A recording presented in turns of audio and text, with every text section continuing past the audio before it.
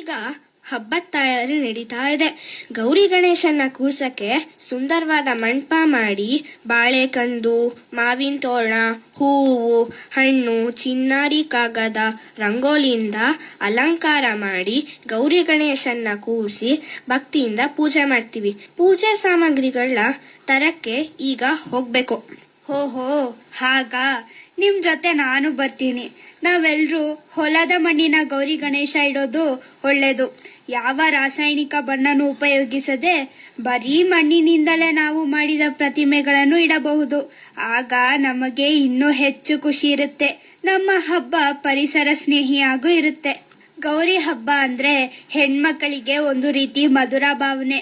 ಹೆಣ್ಮಕ್ಕಳಿಗೂ ತವ್ರ ಮನೆಗೂ ಸಂಬಂಧದ ಬೆಸುಗೆಯೇ ಈ ಗೌರಿ ಹಬ್ಬ. ಜಗನ್ಮಾತೆ ಗೌರಿ ತನ್ನ ತವ್ರ ಮನೆಗೆ ಬಂದ ಸಂದರ್ಭವೇ ಈ ಸ್ವರ್ಣ ಗೌರಿ ವ್ರತದ ಆಚರಣೆ ಅಂತ ಪುರಾಣ ಕಥೆಗಳು ಹೇಳಿವೆ, ಸಂಪ್ರದಾಯ ಗೀತೆಗಳು ತಿಳಿಸಿವೆ. ಮನೆ ಮಗಳೇ ಅನ್ನೋ ಭಾವನೆಯಲ್ಲಿ ಹೆಣ್ಮಕ್ಕಳಿಗೆ ತವ್ರ ಮನೆಯವರು ಗೌರಿ ಹಬ್ಬದ ಸಮಯದಲ್ಲಿ ಅರಶಿನ, ಕುಂಕುಮ, ಬಳೆ, ಬಟ್ಟೆಗಳನ್ನು ಉಡುಗೊರೆಯಾಗಿ ಕೊಡೋದು ರೂಢಿಯಲ್ಲಿದೆ. ಹೇ, ಆ ಬಳೆ ಅಂಗಡಿ ಕಡೆ ಸ್ವಲ್ಪ ನೋಡು, ಬಳೆಗಳ ರಾಶಿನೇ ಇದೆ. ಬನ್ನಿ, ಹಬ್ಬಕ್ಕೆ ಎಲ್ರೂ ಆ ಅಂಗಡಿಲಿ ಬಳೆ ತಗೋಣ. ಕಾರ್ಪರ ನರಸಿಂಹದಾಸರ ರಚನೆ ಹಾಡ್ತಾ ಗೌರಿಗೆ ಬಾ ಅಂತ ಕರೆಯೋಣ.